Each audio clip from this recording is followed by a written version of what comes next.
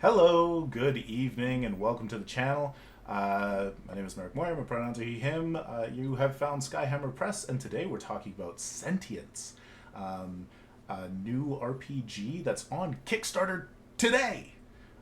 Congratulations, Al and Jay, who are here on the channel. This is your game, and we're really excited. The baby. Yeah, Yeah. this is so cool. Well, I'm excited that you guys were willing to have us on to do you know, our little launch party, if you will. It's been a wild day. This is both of our real first experience with Kickstarter, so we've been updating the page like mad, and we have far surpassed our expectations for day one. So we're super excited about that, and I Fourth can't wait year. to yeah, seriously. Um, I can't wait to we'll scroll through the Kickstarter page with everyone that's watching in case there's anybody that's still on the fence that's in here watching. And then we'll get a chance to open up some questions to the chat and potentially maybe spoil some art. I think we've got a few pieces that are coming along for a couple of the early stretch goals that we wanted to share and get people excited about along the way. So Awesome. yeah, well, So thanks for having us. It is absolutely our pleasure. For anybody who's not familiar, we've had Al on the channel a couple of times. He has run Sentience for us twice. The VODs are on YouTube under the Stray Code and Night of the Comet. And we got a couple of people here hanging out. Oh, well, thanks. Um, if you want to get like an immediate quick link to the Kickstarter, you can scan the QR code in the bottom of this screen. That'll get you there. Otherwise, just go to Kickstarter, search up Sentience. It's there. It's easy to find. So It- Al, and then Jay, can you tell us a little bit about yourselves for anybody who doesn't know you? yeah, so Sentience is was originally born in the World Builders program that Modifius put together about a little over 2 years ago. And it was kind of like my concept of this was a game that I kind of started throwing together to get past the whole OGL fiasco that happened a couple years back. And it just happened to be the same time that Modifius opened their World Builders project.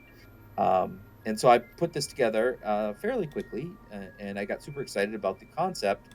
The layout wasn't great; it was basically just Word doc with headers and footers, and I put them up, and people were interested in checking it out. And then eventually, I met Jay through a friend, and Jay said he basically did like a one-page layout as to what the game could look like. And he and I have kind of been working together on it ever since.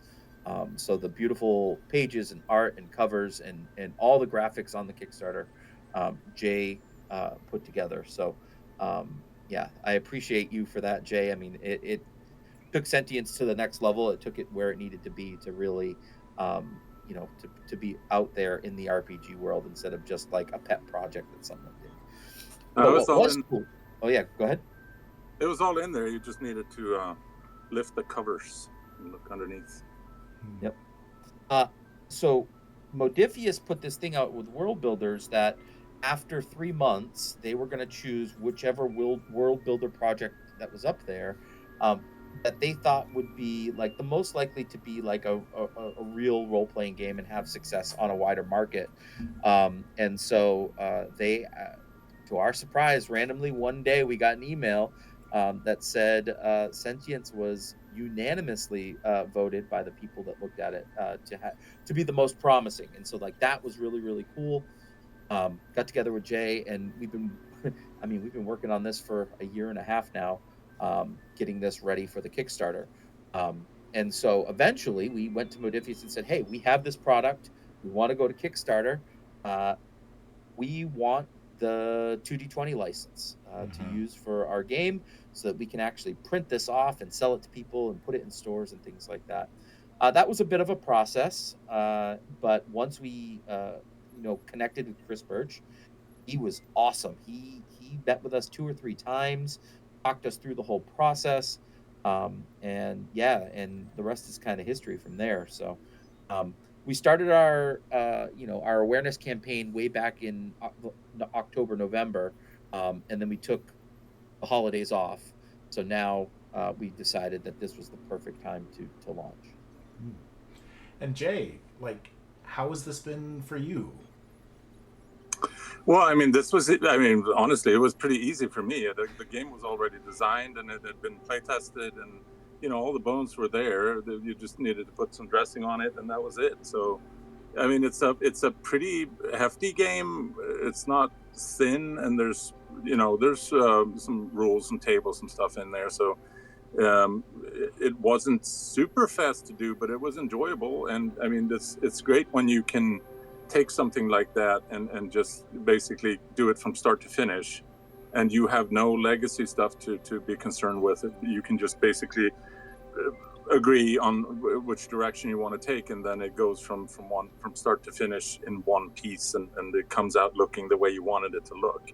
Whereas if you're taking something over that's already been invested with a lot of styling and stuff, then you may not hit the mark, or you may not enjoy it as much. But doing it from scratch like this is really fun. So it's been a good ride. Awesome. Speaking of the styling too, kind of looking at the art in the Kickstarter, it's beautiful, and it's there. How do I put this? Robots can be scary, and these robots are beautiful. They look very approachable. It doesn't give me panic. Like, it's just beautifully. Like, the layout and the art is gorgeous. Yeah, I think early on, we decided we wanted to have some industrial looking stuff. We wanted to have some, a humanoid looking stuff for robot designs. But we knew from early on that we wanted this to be a more optimistic look at what AI could be potentially, right? Every movie has evil AIs as their enemies, right? So, like, my vision was to have this be like the opposite of that. Like, what if the AIs could actually come together and build a society that maybe is even better than the society that we're living in now? I was pretty excited about that. And one thing that we did decide with the new book that we're putting together was we're adding almost 100 pages of lore of the world, of the locations in New Dawn, and we're trying to build this out to be really a living place where you can run a campaign. And one of the things that we said was we wanted to make sure that players understand that their characters don't have to be humanoids in this game. So you'll see in a little bit when we share out some of the art that we have that we've gotten made up, that we're going, there still will be some humanoids in there because some people will feel more comfortable with that, right? I want the game to be accessible to everyone. So if you feel more comfortable playing a humanoid character, those options will be there. But there will also be options to be other silly little robots as well. So, I think it's important. It's important to say that clearly this is a game about a world full of robots. So you can't. I mean, even if you wanted to, it wouldn't be a good idea to just do all the machine gun robots, murder bots, and not do anything else. I mean, you're going to have shopkeepers who are robots. You're going to have. I mean, we have an adventure where there are pet robots. There's the whole gamut, and so. I guess it's a challenge to get the art to come together so that all the different types of robots still feel somewhat cohesive, but it's really a lot more fun to go for the diversity here and try to explore what kinds of different robots might you be able to get.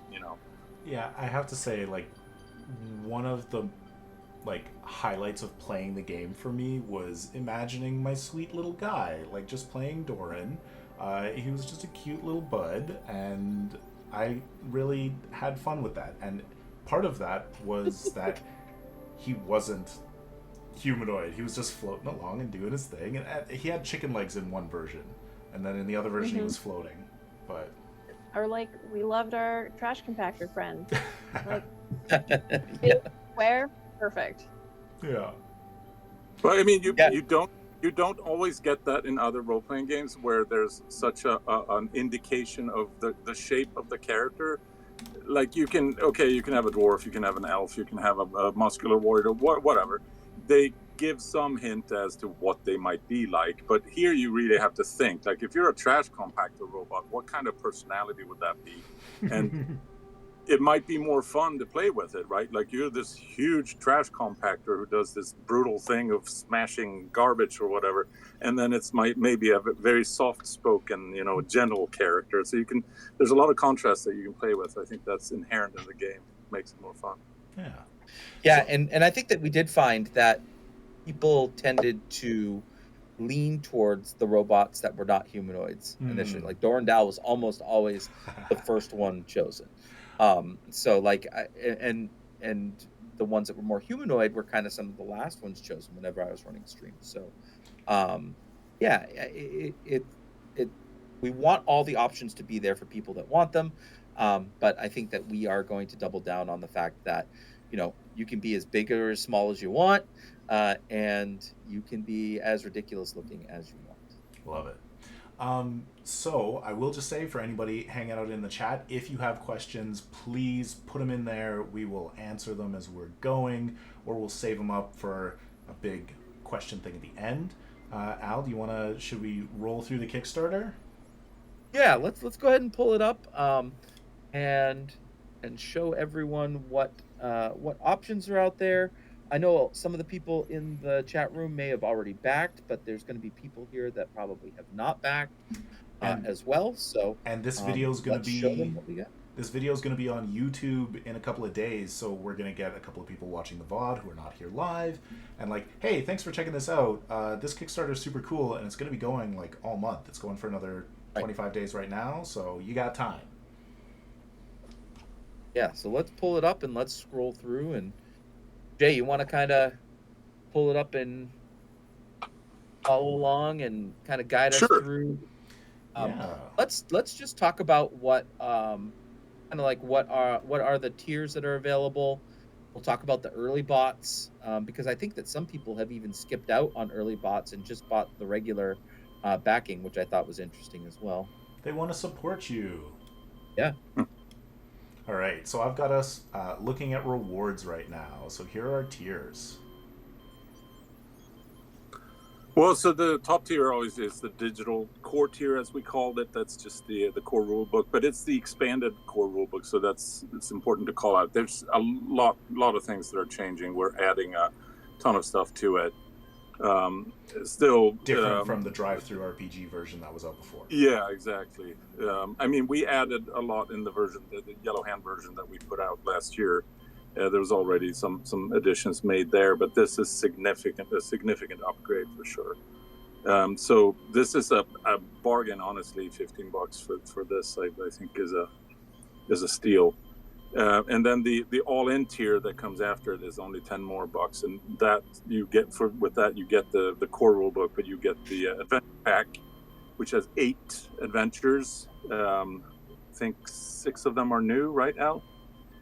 Yeah, I think that there might be 4 new ones and 4 old ones. I think that's the way that it's going to work this time. Right, that sounds about right. Yeah, and then we also have a director's kit for which includes some additional roles and some additional content pieces that we're adding in that will be exclusive to that piece.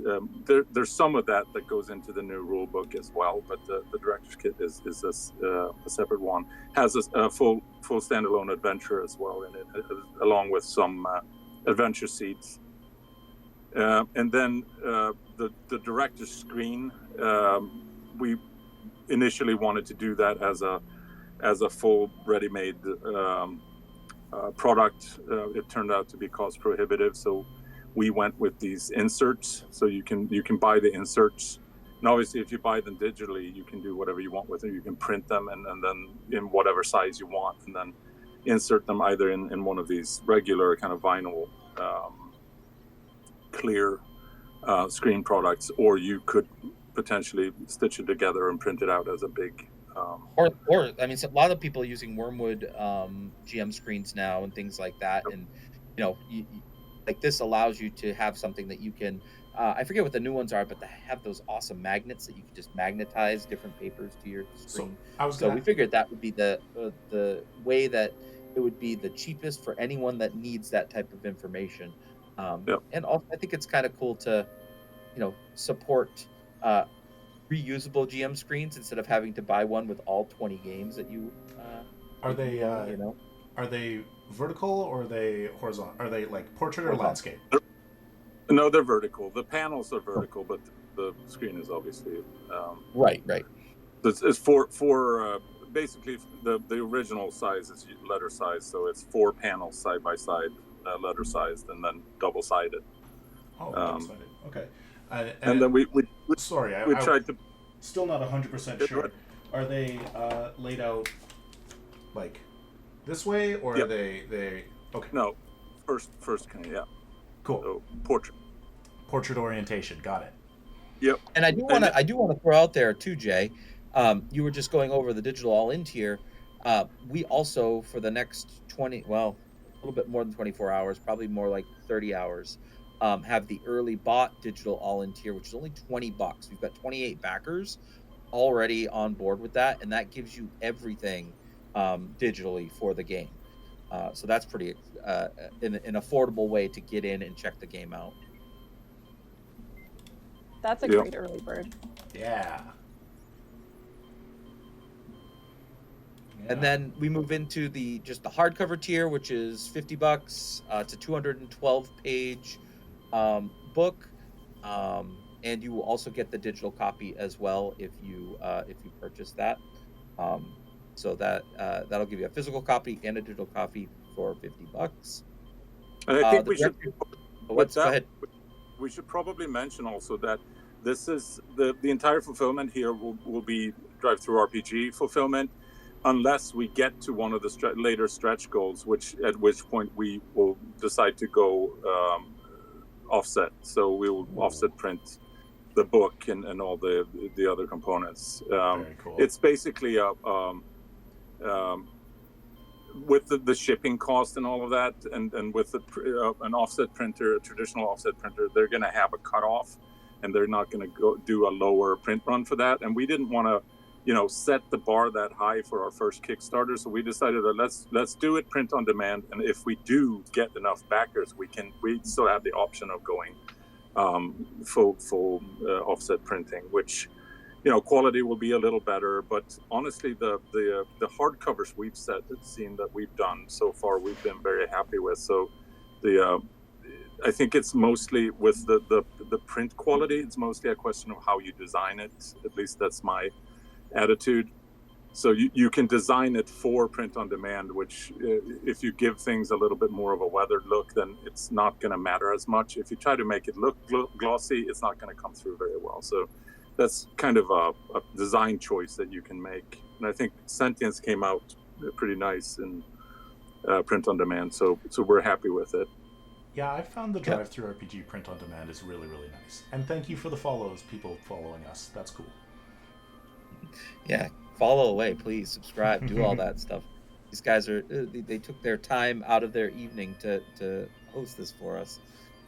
The director's tier is $75. That gives you the core rulebook and the director's screen inserts.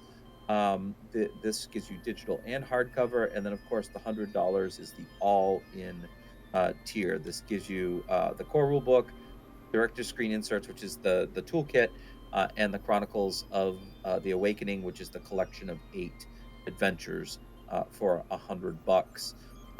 And again, we have a early bought all-in tier that you can get that final all-in tier for $95.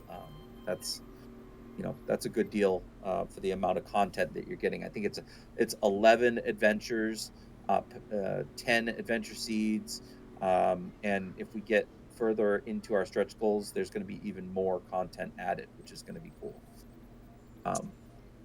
Hi, Jen. A silly question. Prices are in American? Yes. Okay. We're we're up in Canada here, so we got to double check, but you're in the States. Okay. Yeah. And then of course we did do a retailer level which looks like we've got 2 backers already on to get 5 copies for their shelves. I know that's Nice. really helpful for stores that are trying to, promote us and get our stuff on their shelves, to give them a little bit more of a discount. So, Yeah. Perfect. So if you know a local game store, go poke them. Say, Yeah. Tell hey, them. go yeah, visit. So that's 5 books for $125 for the retailer tier. yep. And that is just the core rule book. Once the campaign has ended through Backer Kit, we will also offer a portal for stores that pledge there to get the Chronicles of the Awakening and the toolkit as well. So that will happen post campaign. Excellent. All right. Where do you Cool. want to go next? Do you want to talk stretch goals? Do you Yeah, want let's go down to the stretch goals here, Ooh, okay. because in very exciting news, about 40 minutes before we jumped on, we hit our first full-on stretch goal, um, which is, if you scroll down a little bit more, there we go. So our goal was $3,000. Campaign was funded, and our next goal was $4,000. So there's going to be a digital wallpaper pack that will likely include some of the new art that we're about to share out here, probably in about 10 minutes. And whatever other fun, crazy stuff Jay can come up with. So we're There excited about that. might be some tokens for VTT Nice. And we do and have things. a question from the chat, which Al, I think you're pretty well set up to answer this one. Do you think this could be used in an educational setting? Oh, that awesome. That's a great question. Yeah. So one of the things I've kind of always dreamed of with Sentience is, because you are essentially, you're dealing with emotions, right? Part of your six of your core stats are emotions, and how well can you use those emotions while you're doing things. One of the things that I do at school is I'm a trainer for social emotional learning, and I help teach other teachers how to get kids into that mindset and whatnot. So I do think that this game could be used for kids that are struggling with managing their emotions and regulating their thoughts when they're becoming escalated and things like that. It might be a way for them to work through those things in a safe environment where it's their robot that is working through those things and not necessarily them. I think that would be a really cool use of this game. It also, by default, robots don't have a gender. So especially, like, I think like middle school age kids that are like having questions about gender and things like that. This could be a way that they could work through and kind of experiment with those ideas as well. So I would love to get together like some type of lesson plan that uses this game for schools. I just haven't gotten there yet. So yeah, great question. That definitely wasn't a plant of mine in our chat. Ooh, okay. Any Before other we keep questions? going, we do have another question. What was the All hardest right. task in preparing for the Kickstarter campaign? Oh, Uh, all of it. yeah. All of it. It's hard to run a Kickstarter Yeah, I campaign, think. you're telling us?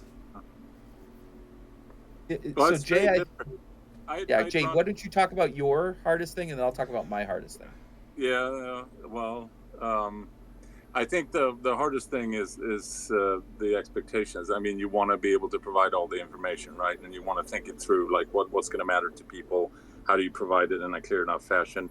And honestly, it's looking at other Kickstarter campaigns. I don't know that helps, because it's overwhelming, and B, it seems like the general how people typically do it is, and maybe they're also nervous like us about how it's going to go, so they pile in so much information in there that it gets overwhelming. It's really hard to parse through, and we didn't want to do that.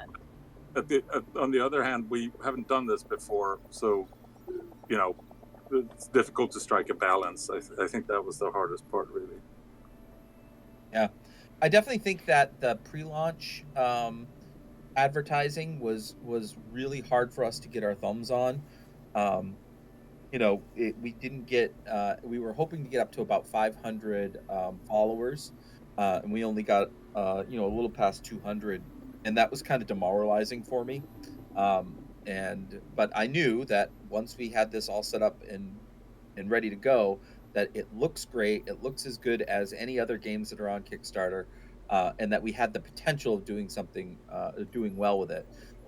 So that was really hard. And also, I kind of had to put my project manager hat back on for this campaign because I've got, 5 or 6 other writers that are all super excited to contribute to the thing. So, getting them all together on the same page, fitting the new adventures all into the same format was a big challenge. So, yeah, those were the biggest challenges here. Is just like it's an organizational nightmare trying to get all this stuff put together. There's just so much going on. And if you haven't made a Kickstarter before, um, it's a long process going through here and figuring out what you want to put out there and whatnot. So, You, yeah, I think you find that you second guess almost every single decision you make. You go over it 2, 3, 4 times before you land on something, but you still don't know if you made the right call. So No. yeah, Lots of yeah. excitement. So, Lots of excitement in the chat, though. yeah, People are pumped. that's great. Yeah. Um, so our goal, we're going to take it one stretch goal at a time. I really, really hope that we can get through the next 3 stretch goals on the list, because I've been wanting to do this for some time, and that is add some more roles to the game. Roles are kind of like your archetype or your kind of like your not quite like a class in D&D for those of you that are familiar with that. Um, but basically, when you create a character in Sentience, you determine what was it you were designed for? What did humanity design you for? Like, so that is your role. And then you awaken, and then you go through this life path process. Like, how did you react to the awakening? What sort of experiences did you have? And those experiences are what give you your emotions. Your role gives you your core protocols. So I'm excited I really want to get these new roles out there: the transporter, the relayer, the fabricator, the responder, the porter, and the generator. And trying to figure out the number of different robots needed to terraform a planet, it's got to be mind-boggling, right? So you'll have a total option, if we can get to 8K, of 12 different roles for the game that you can choose from, each one having different specific abilities and talents that they have access to. Can you go through the existing roles for people who haven't played the game yet? Yes, let me pull them up real quick. Actually, you know what? Why don't we go through the new role images Sure. and share the 5 that we have, the spoiler of the images, and I will grab the new roles here momentarily, or All the I right. old love a roles spoiler. momentarily. I'm so look here. excited. All right. So who do you want to show first? I don't know. Let's ask chat. So of those, so the only one that we haven't gotten art for yet is the porter. We've got the 5 other roles, the art for them. So the first role that we see written into chat, that's the one we're gonna share out. How about if we do it that way? Perfect. Yep. First person Get to some put it in the interaction chat. going here. There's a little bit of a delay, so they're not going to hear that for a couple of seconds. Yeah, that's fine. Oh, we got fabricator. Bam. Fabricator. All right. And drum roll. 3, 2, 1. This is the fabricator. Oh my god! So the fabricator is essentially a 3D print robot. And this concept came to me from a series of books that I was reading called We Are Legion, We Are Bob. And that talked about different 3D printing robots that go out into the universe and create other robots, essentially.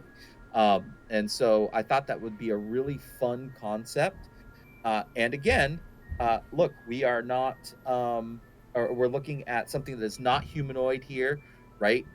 And we, the one thing that we gave our artist, whose name is Joel, was that we wanted to have, it didn't have to be a physical face, but things on its body that looked like a face, right? Something that we can connect with. Hmm. Um, and uh, and this was the one that we came up with. So um, it They did a is, great job. I've never yeah. wanted to hug a robot more. Like it is. Yeah. So that is our fabricator, and they have some cool abilities that I'm looking at. And again, like I said, we'll include these in the toolkit should we reach those first few stretch goals. So pretty excited to see where that goes. All right, what do we want to see next, chat? Which Next one was next? a transporter. Chat said Can we transporter. can we possibly get cuter? Let's see. Could it get cuter? Transporter. The I don't know if it's transport. I don't know that this one's cuter. no. It's It's fun though. Yeah, no, It's it's a machine great. answer. It also looks like it wants hugs real bad. It does. Because it hugs things that it puts into its containers in the back. So mentioned earlier briefly in passing that the size here doesn't really matter, right? So my thought is, when we were doing the art brief for the transporter is, something like a cargo train that could transport people, it could transport goods, it could bring supplies from one side of the city to the next. And now imagine going on an adventure with something ridiculous like this and having to say climb a mountain. I think that the stories that can come from this character are great. Chat has said we have to recognize that functional is its own kind of cute. I would agree. Right? Yeah. Like, hey, all I know is that if I was playing in this game, I would get into the back of this thing and ride around in it. You know what I mean? Mm-hmm. Very good. All right, we've got That's awesome. 3 other pieces of art. People, first person in the chat. What are we showing next? I'm not in the chat, but I really want to see the porter. I've been very excited. You really want to see the Which one? The porter. Oh, that's the one. So we the don't porter's have the art for. only one we don't have art for yet. Oh. That is the one. I'm hoping to get it this week. Well, then in my head canon, I'll just keep it as it is. It's Billy Porter. It does musicals. I'm very excited. So I'm seeing Relayer next. We got a relayer next. All right, here we So go. the Relayer is essentially a Wi-Fi booster, right? It's a signal booster bot. So in the center of the city is this giant computer mainframe known as the hub, and the hub is what communicates with all of the robots on the planet. And these relayers scuttle around the city and help boost the signal. They're great communicators, and yeah, I absolutely adore this one so much, just because of all the antennae that are sticking out of it. I just think it looks great and would be a really fun character to use. It's got these crab legs too, so you can imagine how it's moving. Yep. It's so cool. And again, I can just picture, like, I just want one now to follow me around my house, boost my Wi-Fi signal, like, so I can be in any room. Yeah, and perfect. then it listens to me. Like, I just want, can I have one now?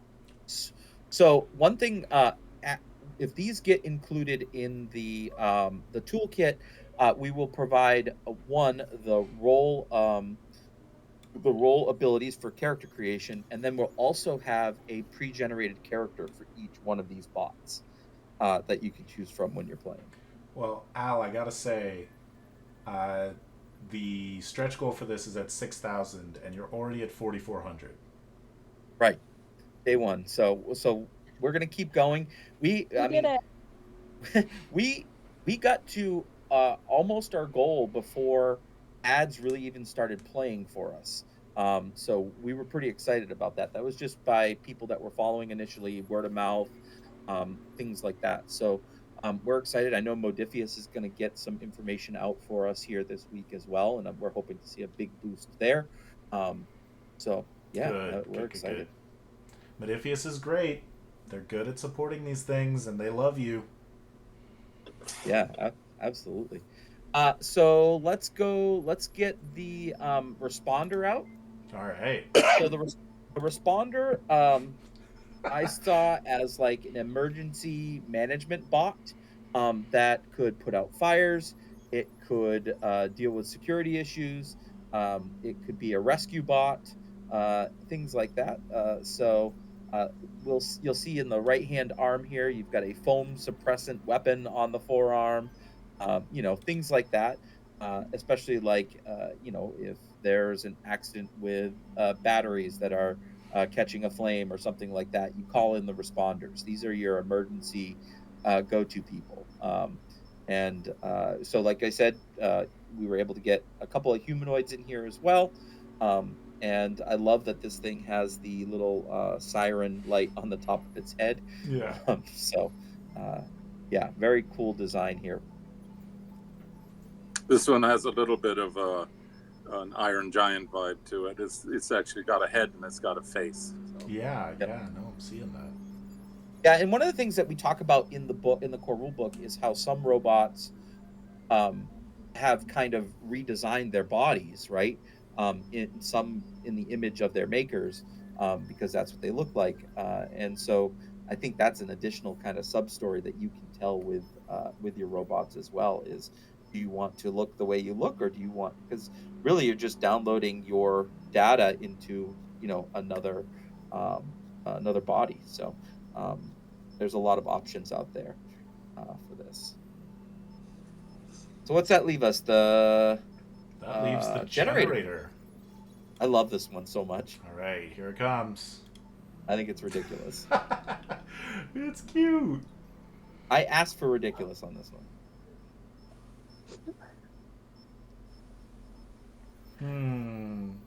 I said get as many solar panels on it as you can. So this is a battery recharge station, right? This is a mobile battery recharge station, right? Because robots are always working, always on the go, and if they need a recharge, they can come plug into Solar Zamboni. That's good, Aaron. I like Pan L. Pan L is a fantastic name. Yep. Yeah, so I really love the looks of this thing, to keep all the robots charged and whatnot. And essentially, this thing is a healer, because one of the big shifts that we're making with the new book is we're getting away from the term stress, because robots don't really suffer stress. Sure, they can have some mental stress as they're learning about who they are, but we felt like the term stress didn't really work. So we're replacing that term with the term drain. It drains your batteries essentially. Whenever you are exerting yourself, it drains your batteries more. So that's kind of something that we're going to change throughout the entire book, is that term stress to drain. So that makes this thing is really, really helpful in helping pump you back up and fully charge you and whatnot. I would like to dibs this in our next game. You want that one? And it's gonna put little pinwheels on itself, and it's gonna say that it also does wind power. It won't, but it will. That's great. I'm all about the fabricator. I think it's a great idea. Yep. Awesome. So that's a spoiler there, folks. If we can get those stretch goals, which I think after today's success, I'm really hopeful that we will, and we will have those available to you. As soon as I have the porter, we'll share that information out on that picture out on social media for you all as well. Like I said, I think it should be coming in this week before the end of the week. So where can they find you on social media? If you just go to yellowhand.com, and we have a website now called sentiencerpg.com. That just forwards us you right to the Kickstarter currently. But if you follow the Yellow Hand on all socials, we'll get the information up on that. And we have a question: Little do the hydro robots spinners on the dream? sides for hydroelectric power. Oh, that'd be hilarious. Well, So there are, as you can see, there are many other stretch goals that are kind of blurred out. We keeping those a little secret yeah, right we'll go now. back there. But we're excited. We're hoping that we'll get there. So, But the yeah. main question from the chat right now: do the robots dream? So, one of The awakened robots do, right? yeah, the awakened robots do. Um, one of the stories that we've been kicking around, because we're always kicking around ideas for this game, was something with a like a virtual reality type game system that robots employ, where they actually jack in. They don't know, and then they lose themselves. They don't know if they're in the game or out of the game. And I imagine you could work some type of dream type thing into that story as well. It hasn't gone much further than that, but we thought that would be a really fun one to do. For those of you that don't know, um, it, we my request of all the writers is to include a social activity in each of their games, right? For the games that we ran, Jen mentioned earlier that you had a book club, right? And that's an experience that we might take for granted as human beings, but that's a very real experience to the robots as they are learning to be who they are. And so every adventure has some type of little social activity at the beginning. We've got one where you go bowling. We've got one where you go and watch the comet go by the sky. We've got another one where you go camping, one where you go hiking. So like these activities for us might seem like mundane activities that we just do on a daily basis, whereas when you're put into a robot who is just starting to become aware and use their emotions, I think that they are an exciting way to dig into who your character is. I think this is a very, very character driven game. And through those social acts that we put into our stories, you really get to dig into who your character is. Like for example, what's funny is in the bowling activity, if you start to not do well, you have to start using your anger emotion for everything. And I'm sure that we've all had a moment where we went bowling with friends where we were so frustrated that we just, our anger kind of took over. And so like things like that help you explore who the character is, and I'm excited about that part of this whole process as well. We forgot about the NASCAR race, Al. Well, yeah, that's at the end. That's at the end of that same one with the bowling. Yeah, you do. It's called the Streets at Night, and it's basically street racing. Yeah, it's pretty hilarious. All right. Well, do you want to talk a little bit about the add-ons as well? Some of the other things on offer in the campaign. Yeah, so we worked with Zach Goins on this, on getting the Kickstarter together.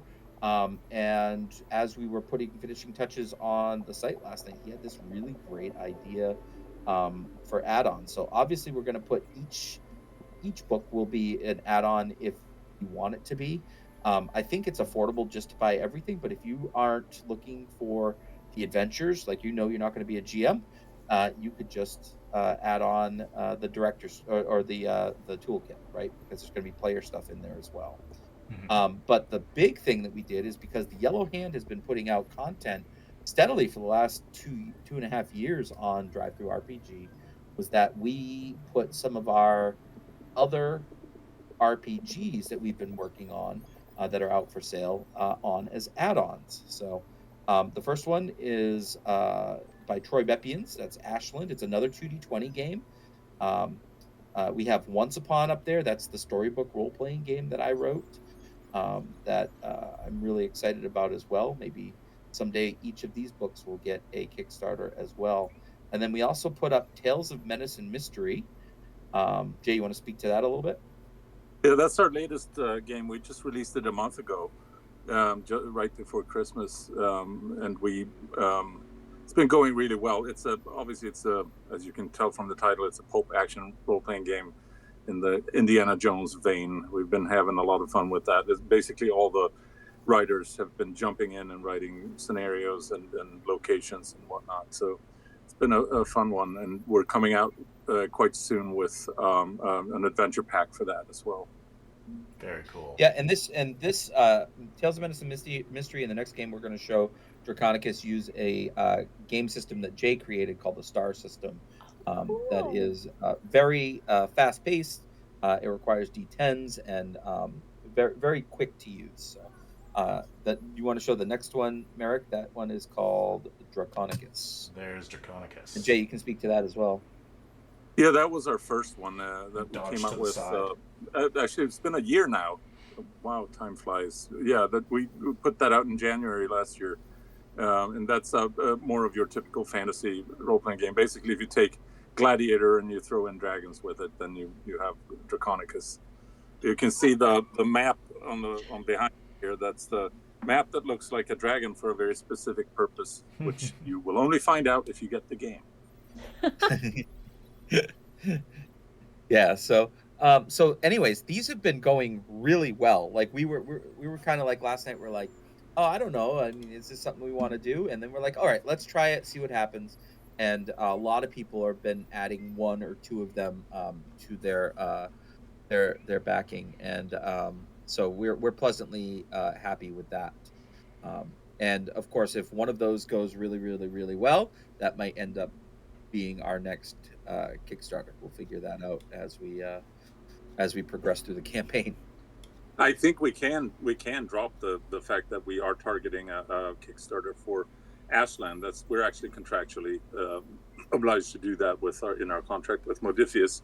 So Ashland will, for the duration of 2025, we will be putting out so-called faction books for Ashland. There will be 3 of them because there are 3 major factions, political factions in the world in that game. And then the idea is that at the end of this year, we will do a slipcase edition with all the 3 faction books and the core game book itself. It'll likely be a pretty fat slipcase because the core book is thick already as it is, and the faction books are probably going to be about 100 pages each. So Nice.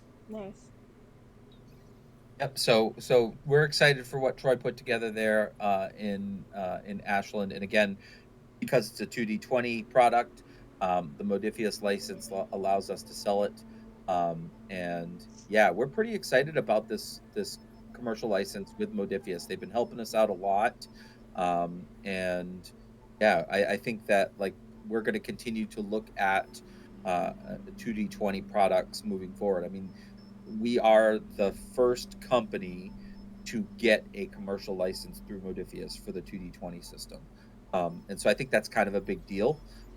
And I know that when we mentioned that to Chris Birch and he realized that was true, he saw that as a really big deal as well. So we're excited to carry that on, and hopefully if we can keep doing successful Kickstarters with the product, Modifius will continue to help us out with advertising and things like that.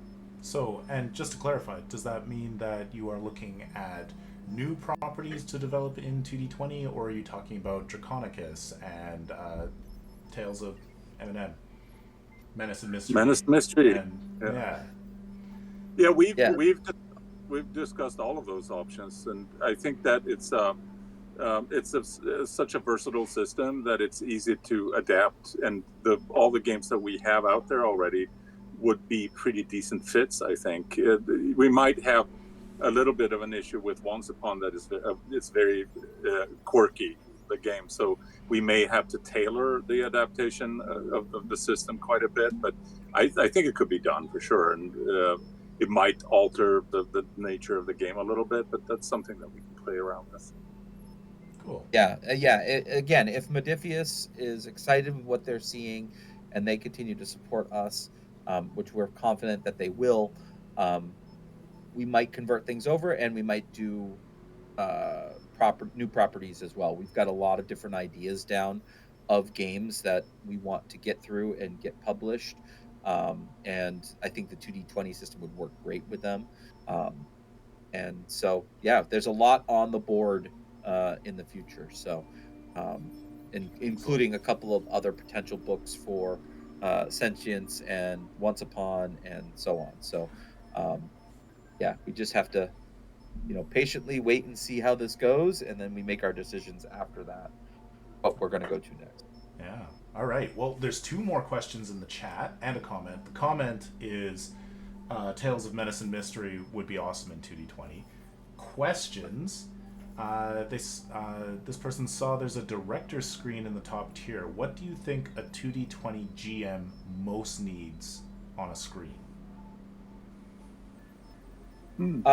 So I think that you need to know your momentum spends. Like, what can you do with momentum while players are doing some type of conflict. Same thing with determination and with threat. Um, that, like, because there are some built-in spends that are in the game. One of the things that we have done on our screen is we have GM facing material on the backside that the GM can look at. We call the GM the director in this game. And then on the front facing of the screen, we actually have player information that they can reference off to the sides. So they can see what their momentum spends could potentially be. They can see how they level up at the end of an adventure. So that's all player facing on the screen. We wanted it to be used by both players and GMs. That's nice. Second question, do any of these games have groups playing on Roll20 or other VTTs? The Ashlander says they're working on Ashland on Foundry, so I think we know who the Ashlander is. Yeah, we are well, one, we're working on getting a Twitch channel set up where we can run games. Unfortunately, everyone that does this works for the Yellow Hand Collective. We all have real jobs. We all have other writing things that we're doing. Like, I still have Star Trek Adventures that I need to write. I still have Octon Cthulhu that I need to write, and so on and so forth. So finding the time, I think, is the biggest issue to run games. So what we're hoping is that by getting the content out there to more people, that those people will start running more games and we'll see more things up on YouTube. In fact, one of the things that we're talking about doing as part of this digital wallpaper pack is providing players assets that they can use to build a virtual background when they're streaming. Yeah, overlays like, are we want to so give them helpful. some of our our graphics and whatnot, so That's that a super when cool you're doing a idea. background on Twitch, you can use that. So we're slowly going in that direction. It's I If you want to run this game or you want someone to run this game for you, please reach out to me. I will find time to run you through the game. Jen and Merrick know this. Like, we've run Sentience twice, and I will happily run the game for you. How do they reach out to you, Al? So you can email me, al at theyellowhand.com, is probably the easiest way. Some of you know me on social media as GM Admiral. And yeah, and I'm all over the Modifius Discord. You'll see me on multiple different channels there every day. So yeah, just don't be a stranger. That's what we're here for. I do want to be mindful of your time because we're coming up on about 8:53. So I know you guys need to get out of here in a few minutes. Is there anything else you guys wanted to discuss or have any other questions about? Or are there any final questions in chat? Well, chat, you've got a couple of minutes. If you come up with anything, please throw them in. Jen, any thoughts or questions? No, just again, I'm like so excited. I'm very excited to check out Tales of Menace and Mystery as well. But again, like, I just love the art, and Yep. it's just one of those games when we were kind of talking about, again, like the hope and the joy that is kind of like built into this game. And that's what I really remember from our playtests as well, was that lots of times, like, my least favorite future genres are like doom and despair future genres and everything's apocalyptic and all this. And it was such an interesting kind of dynamic to be the robots. And some of us were excited for the humans, and some of us really didn't care, and some of us weren't excited for the humans. But it was all really hopeful, and like we were building something together. We were building a community together, and that was really fun and a cool way to explore those themes in a I think Yeah, there's different way. There's a Oh yeah, couple of go ahead, things Jay. similar with regards to the theme with Tales of Menace and Mystery and Sentience, in that they're kind of genre mashups. That's typical of pulp, but it's the case with Sentience too, because all we're saying is that this is a world full of robots, but you could play anything. You could play a detective, mystery with the robots. You could play, an action adventure. You could play exploration. You could do anything. That's really the case with anything pulp themed too. You throw in virtually everything at the wall and you see what sticks with your players. So. For robot romance, Sure. in a what is Bridgerton, America? I can't think of the word. Regency. Regency. A robot Regency romance? Yeah. Yes. Yep, do it. Yeah. They absolutely so- find like an old DVD of Bridgerton, and then they all watch it, and they're like, "We need to be. That's humanity." Yeah. Hey, I had a question before we get out of here.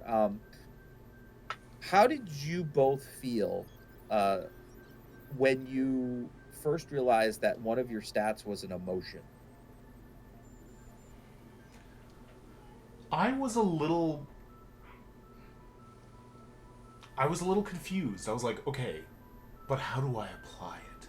And then as soon as the first player was like, I do it this way, I was like, oh yeah. And it clicks. It clicks really quick.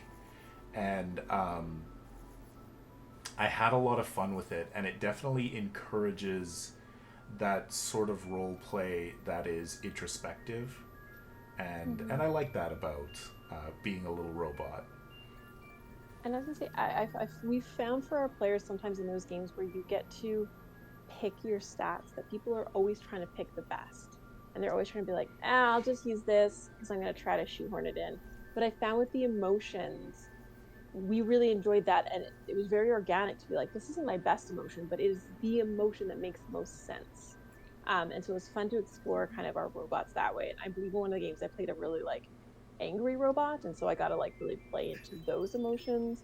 So yeah, it was just, it's a cool way to do that. I think Yeah, that's unique about Sentience for sure, and you see it in a lot of the real plays that we have. We have them posted on the Yellowhand website. Links out to them, several of them. That it's just as fun to play into a character's disadvantages as it is to play into the advantages. It's almost even more fun to really play up the disadvantages, because the consequences become so almost absurd sometimes that it's very entertaining to take something to its conclusion. Yeah. So, Merrick, I'm going to send it over to you to sign off here in just a second. I do want to say to everyone in chat and everyone who's watching this after we've recorded it, thank you so much for backing the Kickstarter. We still have a long road ahead of us. If you see the advertisements on social media, please repost them, tell them, share your experiences with the game. And I think we'll push this to the moon. So, Jen, Merrick, as always, it's a joy to see you both, and thank you for having us on tonight. Yep, we've enjoyed it. Oh, absolutely our pleasure. Al, it's wonderful having you on the channel. You are such a writer, so creative, so much cool stuff, and just constantly churning out interesting projects. Like, Sentience is a great game, and I'm really, really happy to see this.